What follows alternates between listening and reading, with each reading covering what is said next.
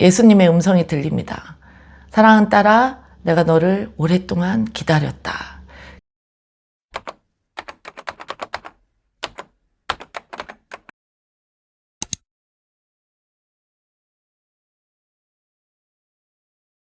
하나님께서 은혜를 막 쏟아 부으셔서 사모함으로 예배를 나가고 날마다 기도하고 또 선교단체 훈련을 받고 있는 과정 중에 가장 은혜 받을 때 집에 차압이 들어오고 너무 그 힘든 과정 가운데 또 하나님 앞에 부르짖어 기도했더니 좋은 조건에 취직 자리들을 제의를 받게 되는데 주님께서는 아니다, 다시 세상으로 나가지 마라 말씀하시고 많은 고민과 갈등이 있었지만 하나님께서 또 그걸 꿈으로도 확증해 주셨기 때문에 맞아, 내가 하나님의 입장에서 하나님이 뭘 원하시는지 뭘 기뻐하실지를 생각하게 되고 내가 돈은 벌 수 있겠지만 그렇게 또 백화점으로 나가서 일을 하게 되면 주일날 또 하나님을 예배하고 또 주님 앞에 기도할 수 없을 것을 알았기 때문에 그것을 과감히 포기하게 됩니다.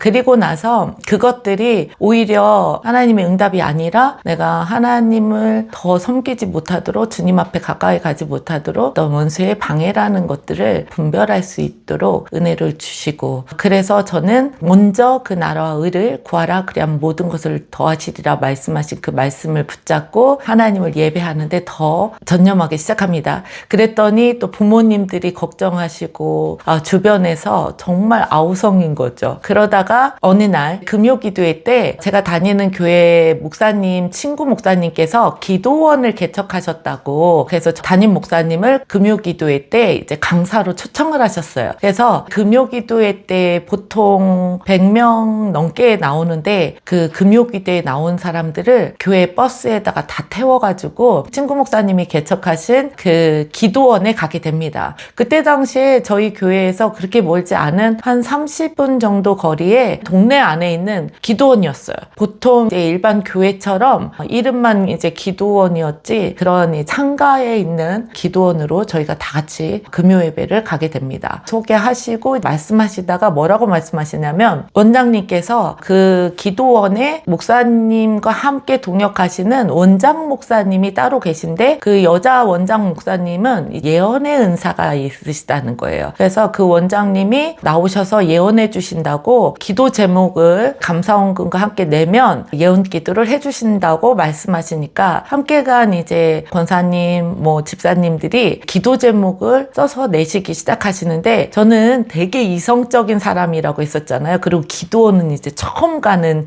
초신자였는데 속으로 뭐라고 생각을 하냐면 그걸 적어내서 그거를 읽어주면 그게 무슨 예언이야. 그러니까 저는 예언에 대해서 배운 적도 없고 알지도 못했는데 그냥 제가 이성적이다 보니까 그렇게 생각을 했습니다. 하지만 하나님 앞에 예배하러 갈 때는 항상 이제 감사헌금은 당연히 드려야죠. 개척한 기도원에 또 금요기도회를 갔기 때문에 봉투에 헌금만 넣어서 제 이름만 딱 적어서 냅니다. 그렇게 하고서는 원장 목사님이 올라오시더니 그 봉투를 싹 보시고 이제 예언을 하시는데 너무 신기했어요. 제가 하나님 만나기 전에 점을 많이 보러 다녔었습니다. 네. 이제 그 원장님이 여기는 교회인데 어느 장모님 이렇게 하고서는 그분한테 지금 겪고 있는 그 자녀 문제 그거 하나님께서 해결하신다고 하십니다. 그러니까 이제부터 작정기도 하세요. 뭐 이런 식으로 예언을 하시는 거예요. 그리고 제가 아는 집사님도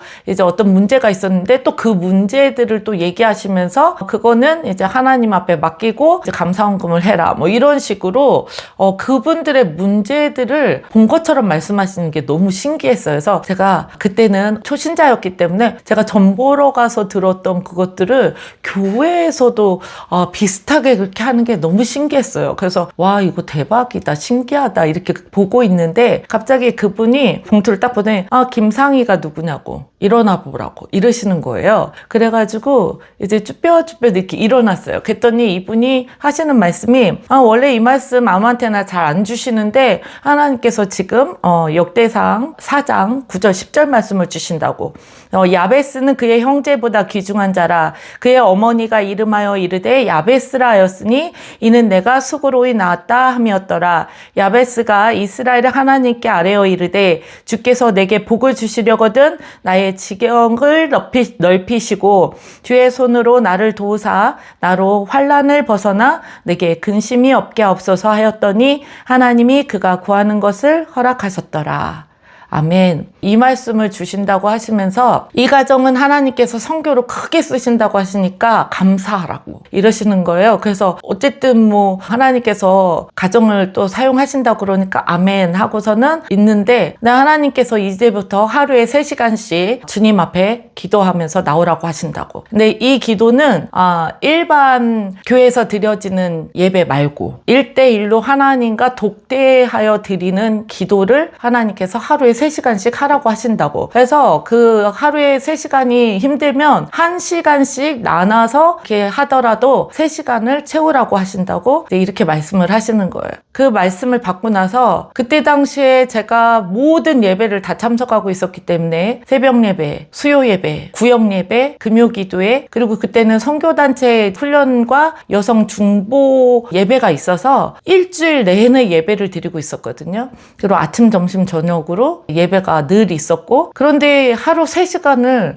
어디서 어떻게 기도를 하지가 이제 그때부터 고민인 거예요. 방언을 받지 않았을 당시에는 한국말로 저희가 기도를 하면 가족 기도하고 교회 기도하고 국가 기도하고 하더라도 10분 15분이면 이제 기도가 끝나죠. 근데 이제 하나님 만난 지 4, 5개월밖에 되지 않은 초신자에게 하루 3시간을 공적인 예배 빼고 개인 예배로 하나님 앞에 매일 드리라고 하는 예언이 쉽지 않았습니다. 그렇지만 너무 감사하게도 하나님께서 주의 종들이 말씀하시면 그걸 주의 음성으로 듣고 순종할 수 있는 은혜를 주셨다고 했잖아요. 그래서 그때부터 고민이 어떻게 하루 3시간을 주님 앞에 독대해서 예배를 드릴 수 있을까를 이제 고민하게 됩니다.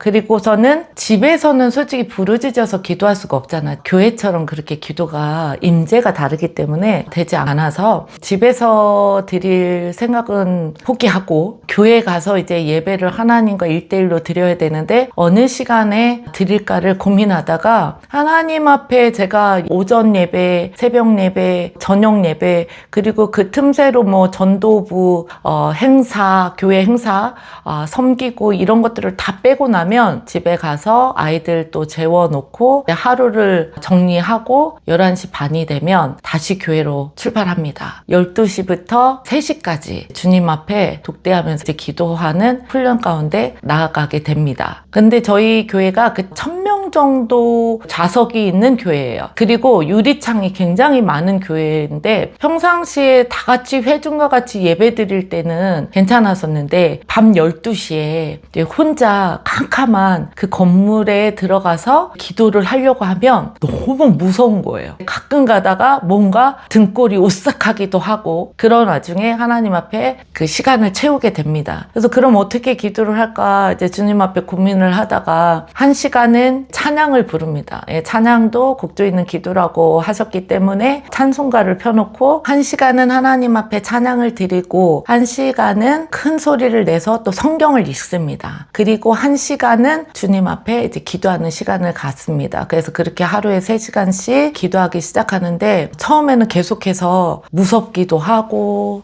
졸다 올 때도 너무도 많고 기도를 못하고 졸다 오는데 이 시간을 여기 나오는 게 이게 의미가 있을까라고 인간적인 생각이 들 때도 있고 하지만 최대한 제가 전심을 다해서 이제 주님 앞에 찬양하고 말씀을 읽고 기도하는 시간을 가질 때 그냥 하나님께서 은혜 가운데 그 쏟아부어 주시니까 거의 울다 왔어요. 울다. 왜냐면 여전히 저는 형편이 변한 것이 하나도 없고 집에 차업도 들어왔죠. 남편이 이제 일을 시작했지만 그 재정을 가지고 월급을 가지고 이자 나가고 빚 갚고 하면 진짜 한 달을 살 수 있는 그런 형편이 아니니까 진짜 하나님 앞에 가서 매일 울다 오는 거죠. 그렇지만 하나님께서 또 열방에 대한 마음을 부어주셨고 영혼에 대한 마음을 부어주시다 보니까 하나님의 나라를 위해서 또 그들을 위해서 중보하다 보면 저에게 믿음을 주셔서 제 모든 문제는 하나님께서 내가 해결하겠다 말씀하셨기 때문에 소망을 가지고 그렇게 주님 앞에 나갔던 것 같습니다. 금요일 날 또 이제 새벽 예배를 하고 나면 그 다음날 이제 토요일이잖아요. 샤밧이잖아요. 그러면은 누가 저에게 철야를 하라고 한 적이 없지만 제 감동 가운데 금요일은 그냥 철야를 하고 새벽 예배까지 하고 집에 오는 일들이 생깁니다. 어느 날 이제 기도하는데 예수님의 음성이 들립니다.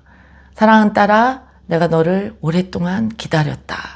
그 한마디에 마음이 무너져 내리면서 통곡을 합니다. 왜냐하면 제가 부모님한테도 한 번도 사랑한다는 그 말을 들어본 적이 없고 컸기 때문에 근데 그 하나님께서 제가 사랑받을 만한 행동을 한 적이 없잖아요.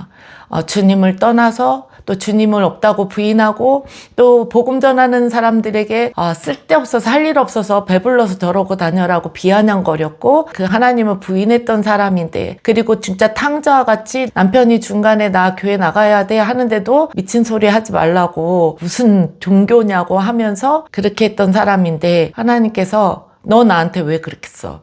너 이렇게 했지. 그리고 제가 또 전보로 다녔었잖아요.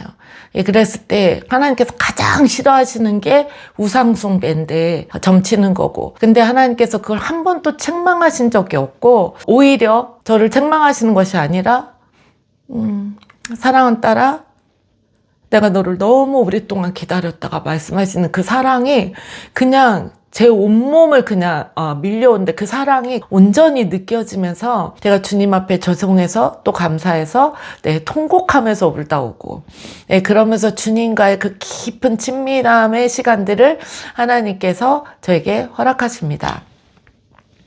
그렇게 이제 주님을 만나면서 제가 주님 앞에 이제 묻습니다. 주님, 근데 왜 저 어렸을 때 안 만나 주셨어요? 하나님 왜 다른 사람들은 모태에서부터 엄마 뱃속에서부터 하나님의 자녀로 살고 또 어려서부터 교회 다니면서 행복하게 살았는데 왜 저는 그 유년 시절에 지옥같이 정말 그 힘든 그 삶을 살 때 주님 왜 저는 안 만나 주셨어요? 그러면서 주님 앞에 울었습니다. 그랬더니 주님께서 그 본당에 앉는 순간 그냥 눈물이 나면서 주님께서 말씀하십니다. 딸아, 내가 너를 안다.